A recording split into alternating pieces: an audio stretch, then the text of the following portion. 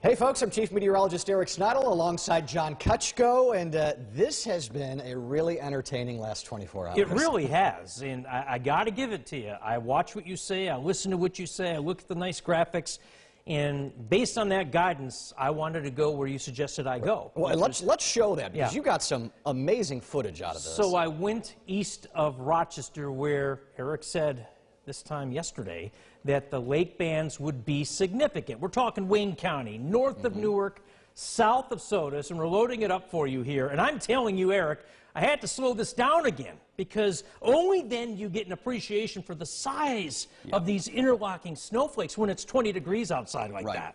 They're enormous. Huge. It's like the size of your hand, it looks like. It's incredible. And keep in mind, folks, 3 miles away from this, it's bone dry. It's not doing anything.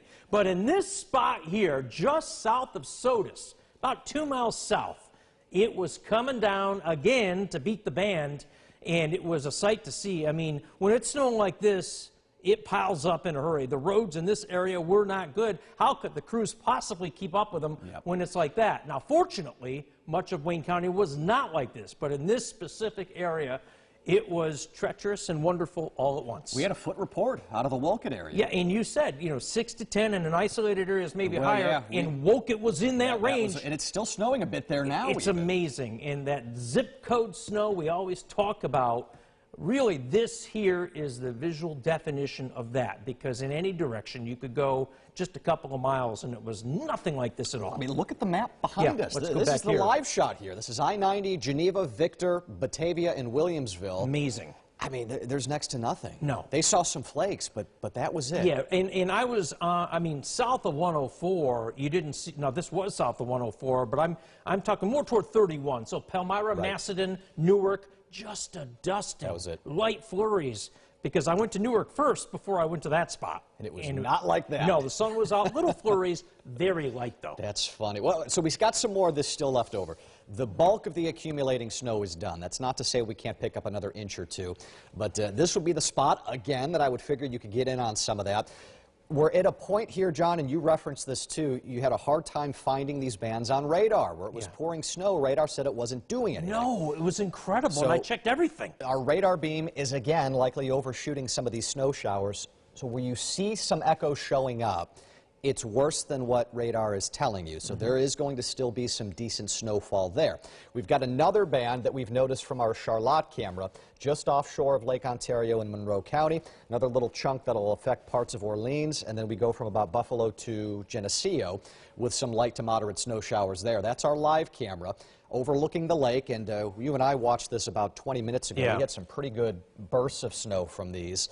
But this is the mode that we're in. Radar's not going to be that helpful, but that is your streamer that's going all the way into Wayne County. That's it, right there. Let me ask you something. Is this literally a case of flying below the radar, that the radar cannot pick this up? That's exactly what this is. These are the tops of the clouds.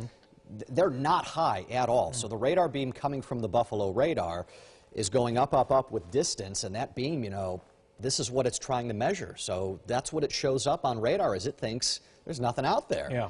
Because it's just too low for that to pick up. But this is why we love having the cameras. It kind of shows you a better descriptor of what is going on. But this same band, these same clouds, will be what is clipping the Wolcott area down the chain. So these same clouds an hour or two from now, they will be over Wolcott, giving them some additional snow.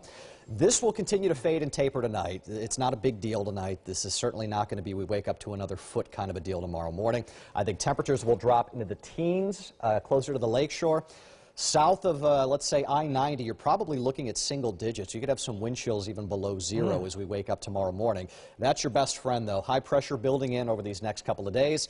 It's not parked over us. That's more the ideal setup here for tranquil weather, but it's close enough and it's strong enough that minus a few late clouds on Saturday. I think the forecast tomorrow, Saturday, and Sunday leans largely sunny. That's going to be beautiful.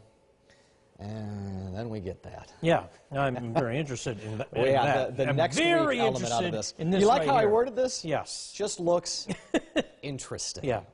So it's a quiet weather pattern the weekend. Arguably, John, I would suggest this is probably the prettiest weekend we've had this winter. Yeah, I mean, you've been talking about it all week, that it was going to be a nice week, and indeed that will be true. 40 on Saturday, into the 40s on Sunday. It is snow melt that we will be talking versus snowfall, and I think a lot of that will be melting. Now, next week, so what the heck is going on with this that's got us all worked up about it? Well, the first wave of low pressure we think is going to end up coming through later in the day on Monday. Monday's a warm day. It's all rain. I've seen some models suggest we could get to 50 on Monday. That wave will move on out, and the early insinuation out of this from some of the global models we're looking at is we have this what we call phased chunk or chunks, plural, of energy that will give birth to another area of low pressure, a strengthening one. These are the kind of setups around here that can cause some bigger storm issues. Now, at this early juncture, being still a week out, there's no telling if that's going to happen. There's no telling that if it does happen, it's going to be a track that favors snow around here. But what does look like a lean right now is a very active next week, whatever capacity that may be.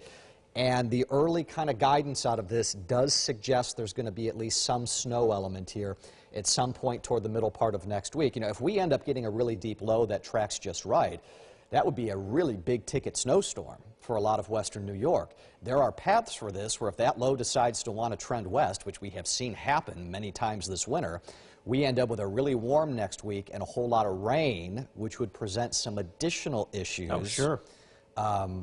So regardless here, next week is going to be one to watch. I won't say anything until Monday. It's going to be I'll be a good boy. It's going to be a fun. We'll talk over the weekend. I'm sure we will. We'll kind of see where this trends. So baby steps, day at a time. We'll see you at 5 o'clock here, and this is going to be one of the nicer weekends. I'm excited for it. Have a good night.